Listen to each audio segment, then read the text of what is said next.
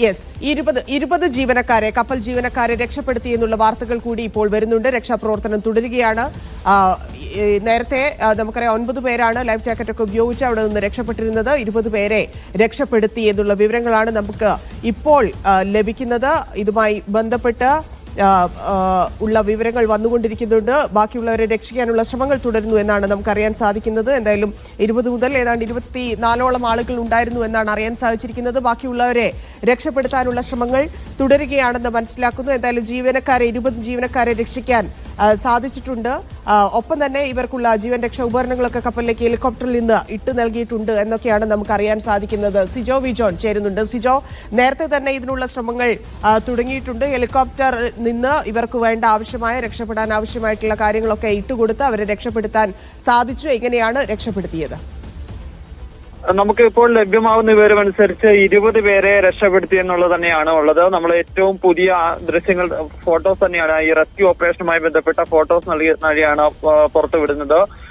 എന്തായാലും ഒരു ഹെലികോപ്റ്ററും അതോടൊപ്പം തന്നെ 2 ഷിപ്പുമാണ് അതിനുവേണ്ടി മൂവ് ചെയ്തതെന്നുള്ളതാണ് നമുക്ക് ആദ്യമേ തന്നെ ലഭിച്ചിരുന്ന വിവരം. അതിന്റെ റെസ്ക്യൂ ഓപ്പറേഷന്റെ ഫോട്ടോസ് ആണ് ഇപ്പോൾ പുറത്തു വന്നിരിക്കുന്നത്. എന്തായാലും വലിയൊരു അപകടമാണ് സംഭവിച്ചിരിക്കുന്നത്. പക്ഷേ ആളുകൾക്ക് ഗുരുതരമായ പ്രശ്നങ്ങൾ ഉണ്ടാകാതെ, അല്ലെങ്കിൽ ആളുകൾക്ക് മരണം പോലും സംഭവിക്കാത്ത അത്തരത്തിലുള്ള സംഭവങ്ങൾ ഉണ്ടാകാതെ ആളുകളെ രക്ഷപ്പെടുത്തി എന്നുള്ള വിവരങ്ങൾ തന്നെയാണ് പുറത്തു വരുന്നത്. എന്തായാലും ഒരു ഔദ്യോഗികമായ ഒരു പ്രതികരണത്തിലേക്ക് ഇതുവരെയും നമ്മുടെ നേവിയിൽ നിന്നോ അല്ലെങ്കിൽ ഡിഫൻസ് അത്തരം ഏജൻസികൾ ഇതുവരെയും തയ്യാറായിട്ടില്ല.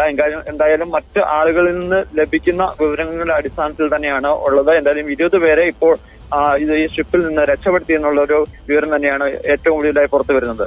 യെസ്, ബാക്കി 24ഓളം ആളുകൾ ഉണ്ടായിരുന്നു എന്നാണ് നമുക്ക് ലഭിക്കുന്നത്. എത്ര ആളുകൾ എന്നുള്ളതിനെ കുറിച്ച് നമുക്ക് ഔദ്യോഗികമായിട്ട് വിവരം ലഭ്യമായിട്ടുണ്ടോ? ബാക്കിയുള്ളവരെ എങ്ങനെ രക്ഷിക്കാനാണ് ശ്രമങ്ങൾ നടക്കുന്നത്? ഈ 8 പേര്, ഈ സംഭവം ഉണ്ടായതിനു ശേഷം 8 പേര് കടലിലോട്ട് ചാടിയെന്നാണ് ലഭിച്ചിരുന്നത്. അതേസമയം തന്നെ 15 പേരോളം ഈ ഷിപ്പില്, 15 അധികം ആളുകൾ ഈ ഷിപ്പിലുണ്ട് എന്നുള്ള വിവരം ലഭ്യമാകുകയും ചെയ്തിരുന്നു.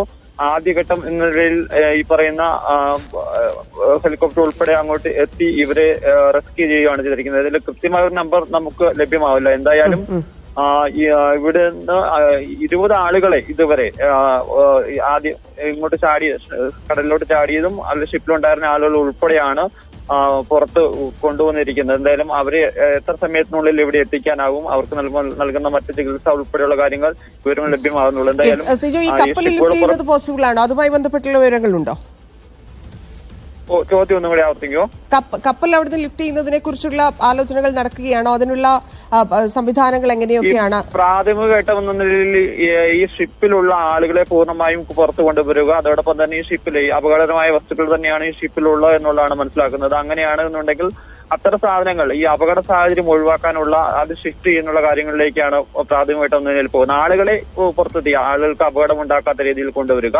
അതോടൊപ്പം തന്നെ നമുക്കറിയാം, നമുക്ക് ഇപ്പോൾ വരുന്ന വിവരം അനുസരിച്ച് ഈ കണ്ടെയ്നറിലുള്ള